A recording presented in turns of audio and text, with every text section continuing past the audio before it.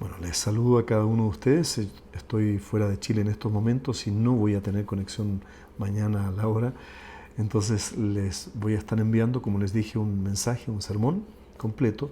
Yo quisiera que ustedes lo escucharan con atención y luego lo evaluaran en base a la pauta que les voy a enviar. Y la semana siguiente entonces nos vamos a conectar y ahí vamos a partir analizando este mensaje. Dios les bendiga. Evangelio de Lucas, capítulo 13, versículos 1 al 9. Dice así: En este mismo tiempo estaban allí algunos que le contaban acerca de los Galileos, cuya sangre Pilato había mezclado con los sacrificios de ellos. Respondiendo Jesús, les dijo: ¿Pensáis que estos Galileos, porque padecieron tales cosas, eran más pecadores que los demás Galileos? Os digo, no. Antes, si no os arrepentís, todos pereceréis igualmente.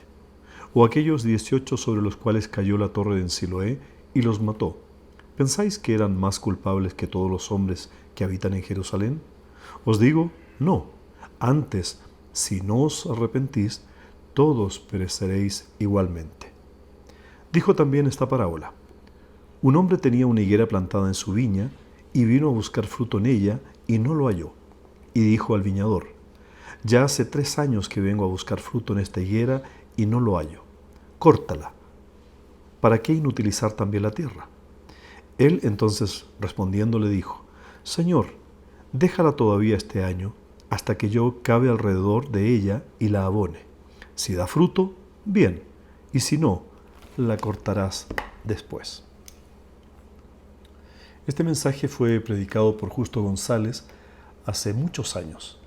Yo solo hice algunas pequeñas modificaciones contextualizándolo. Justo González dice: a veces es bueno predicar sobre un texto que no nos guste.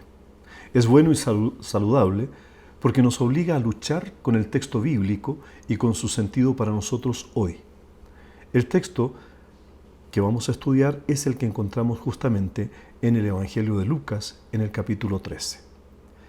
¿Ven alguna conexión entre ese relato de la vida de Jesús y la parábola de la higuera estéril que Jesús cuenta? Es una pregunta difícil. En la primera parte hay personas que le están preguntando a Jesús sobre el destino de aquellas personas que están sufriendo y el por qué están sufriendo. Y la respuesta en una parábola, y recuerden que las parábolas son enseñanzas ilustradas de Jesús, la respuesta en una parábola es la de la higuera estéril. El mensaje de esta mañana, este mensaje lleva como título La higuera estéril. Dice González: la razón por la que este texto no me gusta, y creo que no nos gusta a muchos predicadores, es que plantea varias preguntas difíciles, y especialmente la antiquísima pregunta del porqué de las tragedias humanas. Cuando acontece la tragedia, lo primero que nos preguntamos es ¿por qué? ¿Por qué tuvo que ser esa persona, un hijo, un esposo, un hermano, quien muriera? ¿Qué mal habrá hecho? ¿Será quizás algo que yo hice? Cuando nos hemos visto enfrentados a tratar de consolar a alguien que ha sufrido una tragedia, no hemos sabido qué decir. ¿Por qué hubo un terremoto en Chile hace algunos años?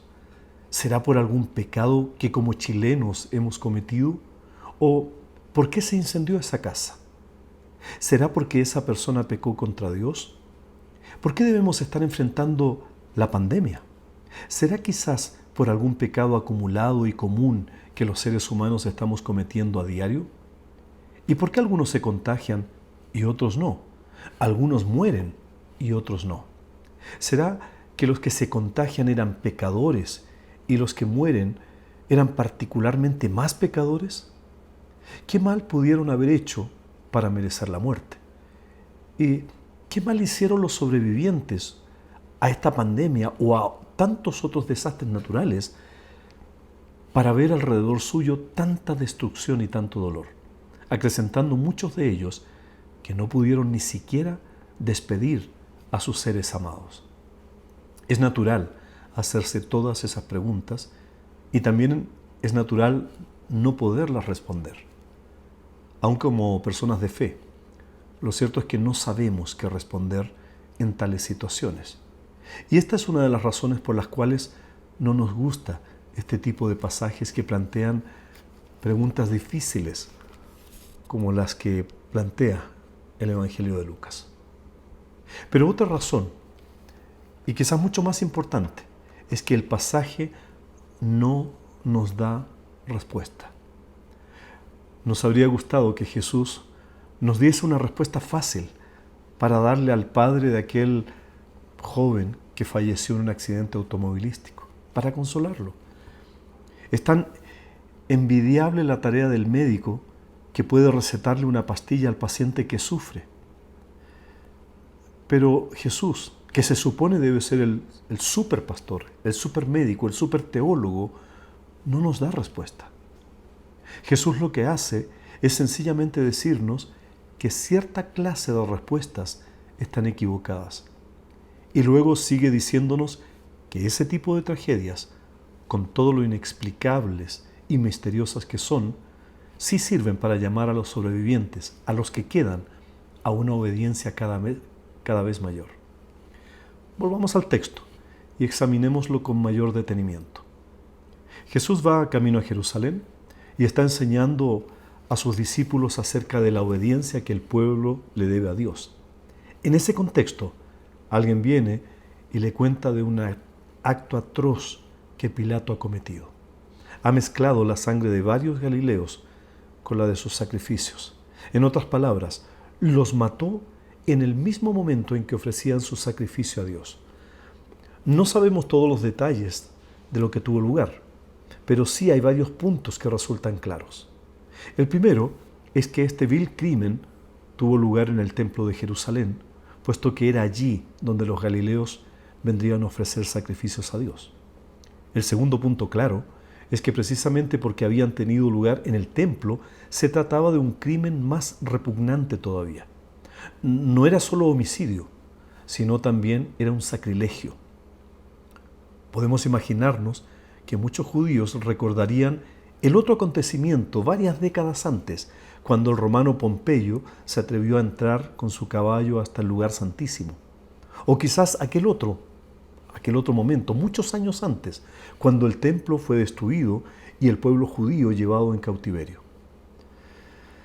A nosotros, en mi caso, los anglicanos, nos recuerda la muerte del arzobispo Thomas Becket en el atrio de la Catedral de Canterbury, o a los latinos nos recuerda un hecho mucho más reciente y más cercano, que fue el asesinato del arzobispo Romero en circunstancias similares en una iglesia en El Salvador.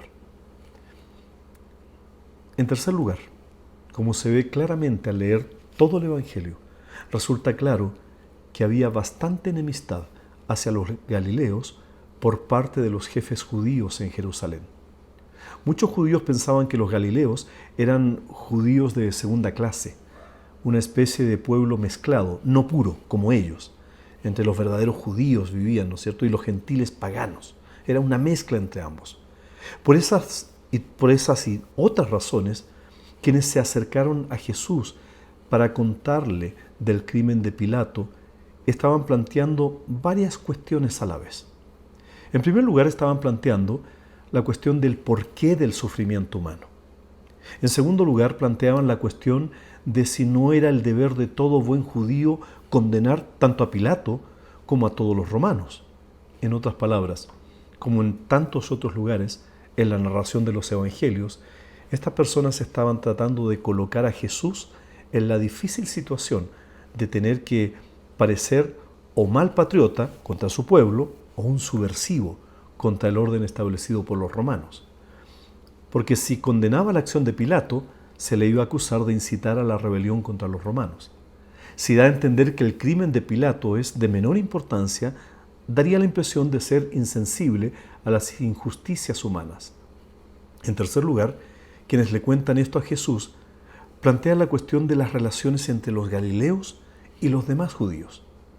Al decirle de la tragedia que ha caído sobre estos galileos, se están haciendo eco de la idea común de que los galileos son menos fieles que los demás judíos y preguntándose si no sería por ello que habían sufrido tal atropello.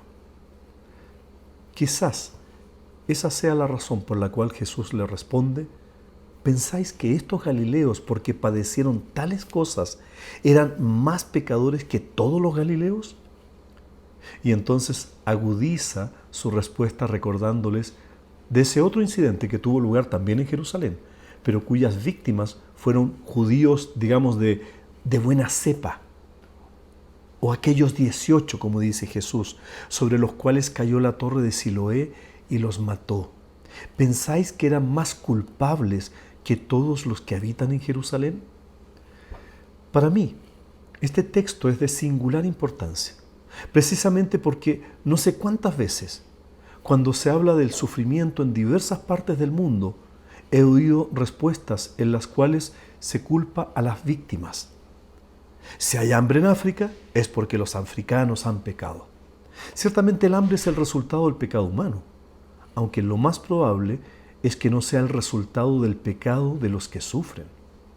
De igual manera, estoy seguro de que todos hemos estado en situaciones en las que, al hablar de tragedias que tienen lugar cada día y cada noche en nuestras ciudades o barrios, se explican esas tragedias y esos sufrimientos a base de los defectos de nuestro pueblo. Lo que pasa es que somos gente desorganizada, somos flojos, carentes de educación, nos gusta vivir de los bonos, etcétera, etcétera. Y en cierto modo, lo mismo ocurre en nuestras iglesias, donde frecuentemente se da la impresión de que si muchas iglesias en Latinoamérica, en nuestras ciudades, en el campo, son pequeñas y pobres, si no tienen todos los recursos con que cuentan las grandes iglesias, esto se debe a que sus pastores no trabajan, o a que no planifican bien su tarea, o que no quieren seguir preparándose, o a otras miles de razones, menos la principal, que la mayor parte de las grandes iglesias y denominaciones están organizadas de tal modo que la gente a quienes la sociedad margina quedarán también marginadas de esas iglesias. Luego entonces, al leer este texto, me pregunto si Jesús no hubiera respondido a tales ideas con algo así como: ¿creen ustedes que esos niños en Somalia se murieron de hambre porque eran peores pecadores que el resto de Somalia?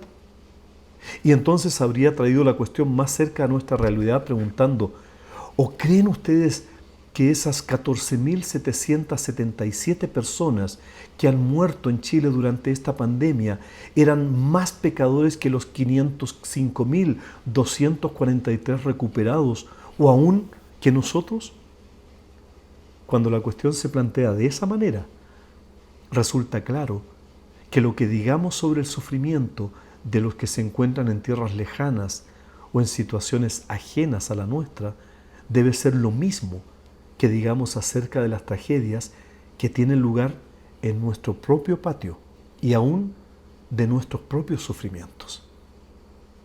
Si combinamos todo esto con el resto de las Escrituras, resulta claro que al menos una buena parte del sufrimiento humano se debe no a sus propias víctimas, sino a quienes parecen gozar de más bendiciones, o al menos son más fuertes. Eso es lo que dice el profeta Ezequiel. No les basta con comerse los mejores pastos, sino que tienen también que pisotear lo que queda. No les basta con beber agua limpia, sino que tienen que enturbiar el resto con las patas. Por eso mis ovejas tienen ahora que comerse el pasto que ustedes han pisoteado y beberse el agua que ustedes han enturbiado, dice Dios por medio del profeta Ezequiel. Así lo dice el profeta. Allí vemos que ciertamente el sufrimiento humano es frecuentemente el resultado del pecado humano, pero no necesariamente del pecado de quienes sufren. Y dicho sea de paso, también es necesario afirmar que, a pesar de lo que sabemos en cuanto a economía, no es cierto que la avaricia sea el resultado de la escasez, sino más bien que la escasez es el resultado de la avaricia. Por favor, volvamos al texto del Evangelio. Jesús nos muestra que parte de nuestro error consiste en plantear la pregunta equivocada. Porque lo sorprendente no es que tantos mueran. Lo que de veras es sorprendente es que nosotros seguimos viviendo. Porque si fuera cuestión de pecado, todos deberíamos estar muertos. Por eso Jesús dice 2 veces, antes si no se arrepienten, todos morirán igualmente. Y luego pasa a ilustrar esto con una parábola. Aquí está la conexión entre esta historia que nos cuenta Lucas y la parábola que cuenta Jesús. La parábola, esa ilustración que ofrece Jesús, dice que alguien tenía una higuera plantada en su viña y cuando vino a buscar fruto en ella, no lo encontró. Y le dijo al viñador, hace 3 años que vengo a buscar fruto en esta higuera y no lo hay. Luego sigue una conversación cuyo resultado es que el dueño de la viña decide que le permitirá a la higuera continuar viviendo por 1 año más. Lo que es más, durante ese año la higuera recibirá cuidado especial. Pero si al terminar ese tiempo no ha producido fruto, será cortada. ¿Qué quiere decir entonces la parábola en este contexto? Ciertamente quiere decir que todos los que sobrevivimos, así como los galileos que no fueron asesinados por Pilato, o los judíos sobre los cuales no cayó la torre, o aquellos de nosotros que no hemos muerto de hambre, o a quienes no hemos sido afectados o incluso muerto durante esta pandemia, seguimos viviendo únicamente por la gracia de Dios. Y que nuestra vida continúe tiene el propósito de que llevemos fruto.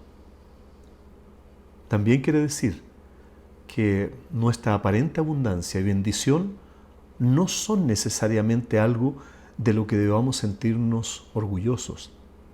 La higuera que no produjo fruto recibe atención especial, no porque haya sido tan buena, sino porque no ha cumplido su cometido. A fin de entender esta parábola, hay que recordar que en el tiempo en que uno normalmente iría por última vez en el año a buscar higos en una higuera, la viña ya había dado su fruto. Tras la vendimia, los labradores podan las viñas y no quedan de ellas más que unos troncos secos y retorcidos alrededor. En medio de esa aparente desolación, reverdece una higuera. Nadie la ha podado. Ha seguido creciendo. Por favor, noten nuevamente el contexto. En medio de esa desolación que rodea la higuera ha seguido creciendo, más alta, más verde, pero sin fruto. Y ahora se le va a dar un tratamiento especial. El labrador cavará alrededor de ella y le proveerá más abono. A primera vista parece que la higuera ha recibido una bendición especial y las vides alrededor han sido maldecidas y olvidadas. Y por tanto podría uno pensar que la higuera es la particularmente valiosa, ya que se trata con tanto cuidado. Pero la verdad es exactamente lo contrario. La higuera recibe especial cuidado porque todavía no ha dado el fruto que debió dar y que el viñedo ya dio. Dije al principio que este pasaje no me gustaba. Y ahora debo confesar la verdadera y la última razón por la cual no me gusta. Porque yo quisiera pensar que la razón por la que tengo una casa cómoda, cuando tantas personas no tienen abrigo y porque tengo un ingreso constante y en ocasiones quizás hasta me sobra, cuando tantos alrededor son pobres y veo en mi propia ciudad inmigrantes vendiendo galletas en la calle y cuando tengo tanto para comer, cuando tantos otros pasan hambre y tengo un cuerpo medianamente saludable, cuando hay tantos enfermos, tiendo a pensar que he sido particularmente fiel y por eso estoy recibiendo eso. Eso quisiera pensar. Me gustaría pensar que la razón por la que ya he pasado de los 50 años en medio de una sociedad en que muere tanta gente joven, y quizás he pasado el promedio de muchos países, es porque mi vida ha sido productiva. Eso es lo que quisiera pensar. Pero el texto me lleva a pensar de otra manera. ¿No será acaso que la razón por la cual se me ha dado todas estas ventajas, todas estas bendiciones externas, es que sin ellas me sería muy difícil dar fruto? ¿No será que todas estas cosas en las cuales me deleito no son sino estiércol extra, como abono que la higuera necesita, precisamente porque no ha dado el fruto debido? Es una pregunta que debo plantearme constantemente y que les invito a ustedes a plantearse conmigo. Y lo que es cierto de nosotros como individuos y como familia es también algo que la iglesia cristiana en este país y cada congregación individualmente debería plantearse. Nuestra tendencia es admirar las iglesias grandes, con sus edificios, con sus coros, sus programas y sus enormes equipos pastorales. Es muy difícil pensar que el hecho de que una iglesia tiene muchos recursos es señal de que no ha sido fiel. Pero esta parábola plantea la posibilidad de que en realidad sea todo lo contrario. Hay entre nuestro pueblo cristiano muchas iglesias pobrísimas, iglesias sin prestigio social, iglesias sin edificios, donde se respira el Espíritu de Dios y donde pueden disfrutarse los frutos de la misericordia y de la justicia de Dios. Tengo el privilegio y la bendición de ser testigo de muchas de esas iglesias en la sierra, en la selva. Por otra parte, al mirar a nuestras grandes congregaciones, nuestras grandes denominaciones, me pregunto si no será quizás que su abundancia de recursos se les ha dado para ver si, aunque sea de ese modo, pueden al fin llevar fruto, como el estiércol que el labrador amontona junto a la higuera verde y estéril. ¿No será que la razón por la cual esas denominaciones, esas grandes iglesias sobreviven, no es su amplio presupuesto y su enorme cantidad de recursos, ni su excelente música, ni sus magníficos sermones, ni sus hermosos edificios, ni su teología sofisticada, sino simplemente la gracia milagrosa del dueño de la viña, que ha decidido darles una oportunidad más a estas higueras verdes y con muchas hojas, pero con poco fruto, para ver si así al menos dan su fruto. ¿Y nosotros? ¿Qué de nosotros? Empecemos por confesar que quienes estamos reunidos en estas comunidades de fe no somos pobres, no somos personas sin ninguna influencia, no somos personas sin educación.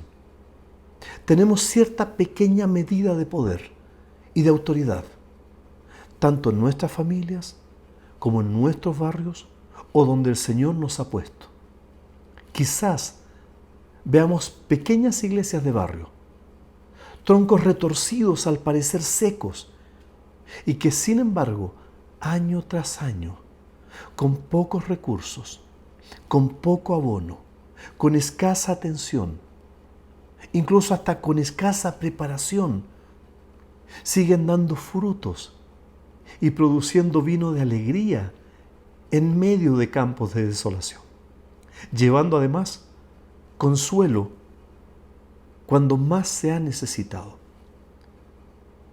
Ciertamente una de nuestras tareas es asegurarnos de que esas vides, esas matas de uva, al parecer secas y retorcidas, reciban al menos su justa medida de agua y abono.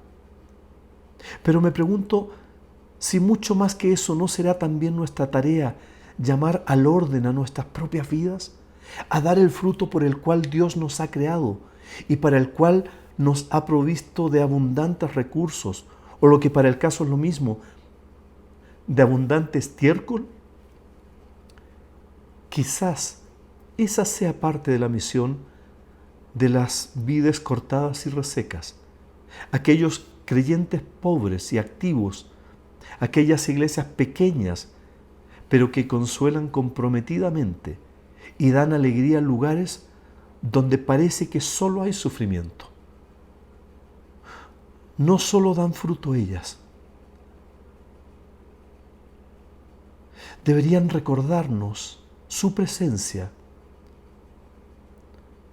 a las higueras frondosas como nosotros, de que es posible dar fruto y de que si no nos arrepentimos, seremos cortados y pereceremos. Quizás cuando veamos a creyentes con pocos recursos, pero con enormes compromisos, pasando penurias, o durante esta pandemia esas pequeñas iglesias que por no poderse reunir han tenido que cerrar, pues no han podido pagar el arriendo de un local. En esos momentos debamos recordar las palabras de Jesús adaptadas ahora a nuestro tiempo. ¿Piensan ustedes que esos cuya iglesia mandaron a cerrar por falta de fondos son más pecadores que los que asisten a iglesias grandes y ricas? No. Antes, si no se arrepienten ustedes, todos morirán igualmente. ¿Por qué? Porque un hombre tenía una higuera plantada en su viñedo, pero cuando fue a buscar fruto en ella, no encontró nada. Así que le dijo al viñador: mira, ya hace 3 años que vengo a buscar fruto en esta higuera y no he encontrado nada. Córtala. ¿Para qué ha de ocupar terreno? Señor, le contestó el viñador, déjala todavía por 1 año más, para que yo pueda cavar a su alrededor y echarle abono. Así, tal vez, en adelante de su fruto. Si no, córtala. Que Dios les bendiga.